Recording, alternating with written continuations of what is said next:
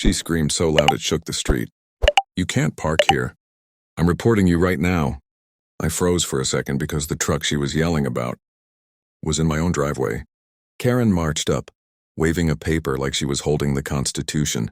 But it was just some cheap printed HOA notice she probably made on her home printer. She pressed it on my chest and said, "You have exactly 1 hour to move out. The board already approved it." Her voice was shaking with fake power, like she expected me to break down in fear. I kept my calm even though my heart was burning because deep inside, I already knew something she didn't. She didn't give me a second to breathe. She pulled out her phone and started recording herself like she was the hero of some neighborhood documentary. "This man is violating community rules," she said loudly, making sure all the neighbors heard. "He's trespassing on private property." I looked around slowly, letting her dig her own hole. People peeked from windows, confused, but she didn't care.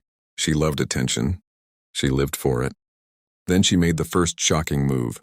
She dialed 911 and said, "I need officers here right now. He's refusing to leave the property." She turned to me with a smirk, like she had already won. She didn't know the one truth that was going to flip her whole world upside down. This land wasn't just legally mine. It was something I had fought years to protect. Before I could speak, she walked to my porch and tried to open my front door, shouting, "This house is now under HOA inspection." The moment hit hard because inside the house, my wife was resting and the last thing she needed was this madness. I stepped forward fast, blocking Karen from touching the door again. She glared at me like I wasn't even human. "Move," she said. "I have authority here." I took a slow breath. "No, you don't." She blinked, confused for the first time. That was her first crack. But she wasn't done. She pulled out another fake notice, slammed it on the door and whispered, "You picked the wrong neighbor to fight." Something about the way she said it felt planned, like she was hiding something bigger. And then, right when I thought she couldn't go any further, a black SUV rolled up fast and stopped at the end of my driveway. Karen lifted her chin proudly and said, "Good. They're here." For a moment I thought they were actual officers, but when the two men stepped out, something felt off. No badges, no marked vehicle, no proper uniforms. And when one of them whispered something to Karen, she smiled like she finally had power. She thought she brought backup. She had no idea. She had just made the biggest mistake of her life. The taller man walked toward me like he owned the whole street. Karen stayed behind him with her arms crossed, smiling like she had just summoned some secret army. "Step aside," the man said, voice low. No badge, no name tag.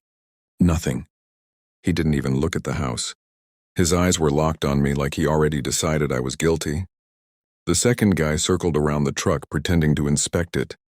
Every move they made felt cheap, like a bad copy of real authority. Karen finally spoke loud enough for the neighbors. "These officers handle private HOA enforcement.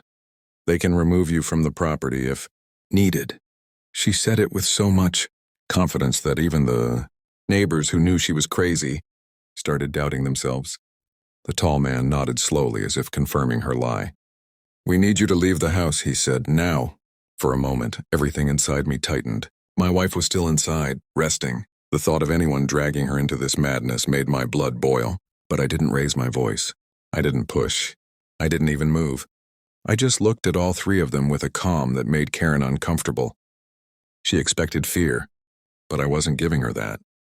The shorter guy came up the steps and tried to grab the door handle. That was it. I stepped in front of him and said, very quietly, "If you touch that door again, something is going to happen that you won't like." He smirked like I was bluffing. Karen laughed in the background. "He's trying to threaten officers now," she said dramatically, like camera crews were filming her. But the tall man took a closer look at me. His eyes narrowed. Something in his face changed. His arrogance dropped for just 1 second. He whispered to Karen, "Are you sure he doesn't have any background we should know about?" Karen rolled her eyes. "He's nobody. Just a stubborn homeowner who doesn't listen." That one line almost made me laugh. Nobody. She kept calling me that without knowing who she was talking to. And right then, the real twist started creeping in. My phone buzzed in my pocket. A message from someone who only contacted me when something serious was happening. A name Karen would have never believed. I didn't even have to open the message.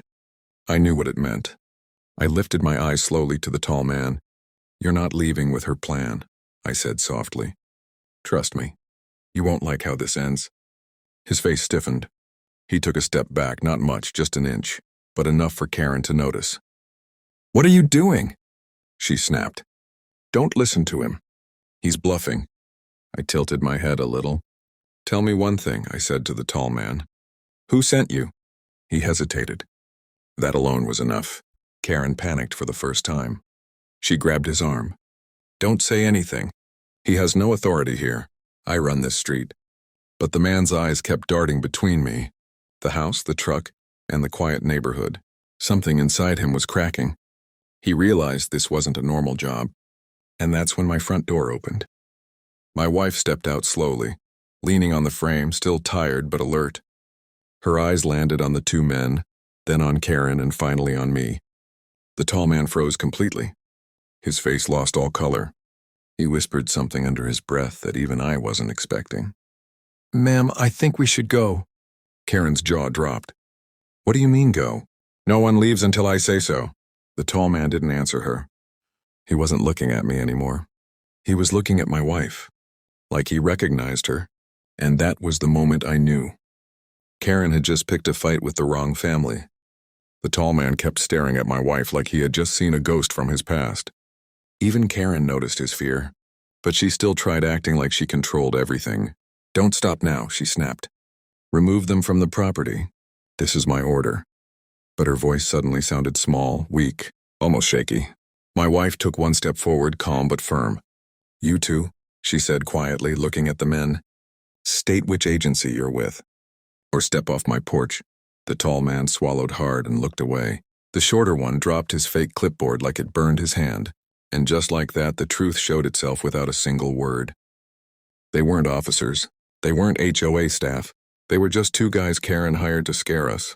Karen realized she was losing control, so she screamed, "You're all making a mistake. I have full HOA authority." But before she could finish, real patrol cars turned the corner, two of them, lights on, rolling straight toward the house. The hired men panicked instantly. The tall one whispered, "We're done," and both of them ran to their SUV and sped off, leaving Karen standing alone in the driveway. The real officers stepped out. The first one walked up to me and nodded. "We received a report of trespassing," he said, "but it seems the caller left out a few details." Karen rushed toward them. "Arrest him! This is my street. He attacked my inspectors."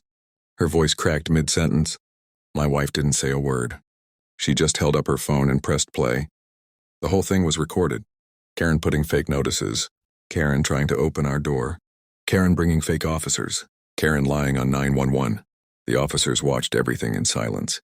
When the video ended, one of them turned to Karen and said in a flat, cold voice, "Ma'am, you're under arrest for filing a false police report, trespassing, and impersonating HOA authority." Her mouth fell open. She tried stepping back, but the officer caught her wrist gently and cuffed her. She kept shouting the same line again and again. "You can't do this. I run this neighborhood!" But no one believed her anymore. As they guided her to the patrol car, my wife looked at me and finally smiled a little, the first real smile in days. The officer handed back her phone and said softly, "You handled this better than most people I know." My wife glanced at Karen sitting in the back seat and replied, "People like her only win when you fear them." The patrol car drove away with Karen still shouting inside. The street finally went quiet. I stepped beside my wife, wrapped my arm around her, and looked at our home, our land, still standing, still ours. "It's over," I whispered. She leaned into me and said, "No, it's justice." And for the first time that day, the air felt light again. Our family was safe. Truth won, and Karen's reign over the neighborhood ended right there in the back of a squad car. That was the end. And honestly, the only ending she ever deserved. The end. Please subscribe my YouTube channel for more stories.